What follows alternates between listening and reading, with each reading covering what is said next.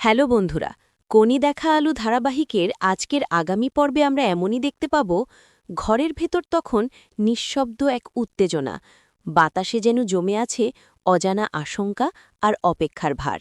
লাজু চুপচাপ দাঁড়িয়ে, চোখ দুটো ভেজা, বুকের ভেতর দুরু দুরু কাঁপুনি। জীবনে এত বড় মুহূর্ত আসবে সে নিজেও ভাবেনি। চারপাশে সবাই থাকলেও সে যেন একা, নিজের ভাগ্যের মুখোমুখি। ঠিক তখনই ঠাম্মি ধীরে ধীরে এগিয়ে এলেন।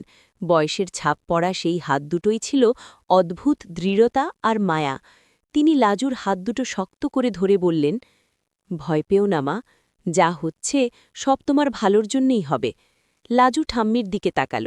সেই চোখে কোনো দ্বিধা নেই, নেই কোনো ষড়যন্ত্র, শুধু নিখাদ বিশ্বাস।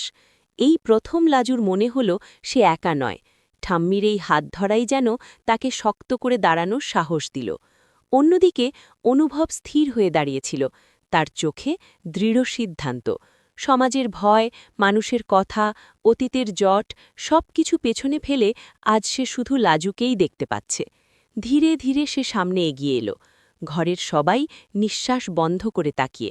মুহূর্তটা যেন থমকে গেছে। ঠাম্মি লাজুর হাত ছাড়লেন না, বরং আরও শক্ত করে ধরে রাখলেন। অনুভব এগিয়ে এসে সিঁথির কাছে হাত তুলল। লাজু চোখ বন্ধ করে নিল। চোখের কোণে গড়িয়ে পড়ল এক ফোঁটা জল, ভয়ের নয়, মুক্তির। ঠিক তখনই অনুভব লাজুর সিঁথিতে সিঁদুর পরিয়ে দিল। ঘরের ভেতর যেন আলো ছড়িয়ে পড়ল। এতদিনের লাঞ্ছনা, অবহেলা, কষ্ট সব এক মুহূর্তে অর্থ খুঁজে পেল। লাজু বুঝল, এই সিঁদুর শুধু একটা সম্পর্কের চিহ্ন নয়, এটা তার সম্মানের স্বীকৃতি। ঠাম্মির চোখ ভিজে উঠল। তিনি ধীরে করে বললেন, আজ থেকে তুই শুধু কারো বোঝা না মা, তুই এই ঘরের বউ। অনুভব লাজুর দিকে তাকিয়ে বলল, সব বাধা পেরিয়েও আমি তোমার পাশেই থাকব। লাজু চোখ মেলে তাকাল। জীবনে প্রথমবার সে নিজের ভবিষ্যৎকে ভয় নয়, ভরসা নিয়ে দেখল। সেদিন ঠাম্মির হাত ধরে রাখার মধ্য দিয়েই শুধু সিঁদুর নয়, লাজু পেল নতুন জীবন, নতুন পরিচয় আর ভালোবাসার শক্ত আশ্রয়।